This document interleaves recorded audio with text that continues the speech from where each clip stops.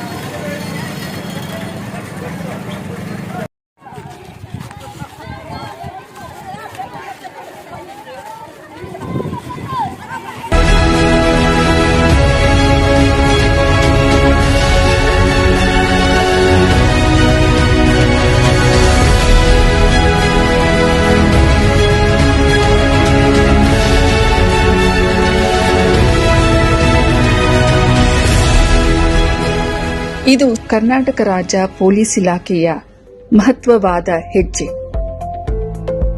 ಈ ಆಪ್ ಸುರಕ್ಷಿತ ಆರೋಗ್ಯಕರ ಸಮಾಜ ನಿರ್ಮಾಣ ಮಾಡುವ ನಿಟ್ಟಿನಲ್ಲಿ ತೆಗೆದುಕೊಂಡಿರುವ ನೂತನ ಉಪಕ್ರಮ. ಈ ಅಪ್ಲಿಕೇಶನ್ ಮೂಲಕ ಸಾರ್ವಜನಿಕರು ಮಾದಕ ವಸ್ತುವಿನ ಕಳ್ಳ ಸಾಗಾಣಿಕೆ ಮಾಹಿತಿಯನ್ನ ಗೌಪ್ಯವಾಗಿ ಪೊಲೀಸರಿಗೆ ಮಾಹಿತಿ ನೀಡಬಹುದು.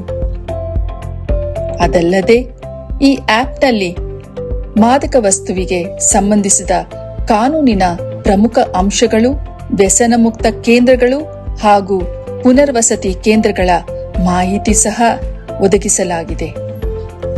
ಈ ಆಪ್ ಕನ್ನಡ ಹಾಗೂ ಇಂಗ್ಲಿಷ್ ಭಾಷೆಗಳಲ್ಲಿ ಲಭ್ಯವಿದೆ.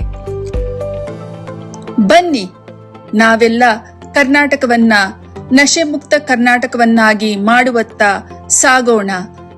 ಸೇ ನೋ ಟು ಡ್ರಗ್ಸ್.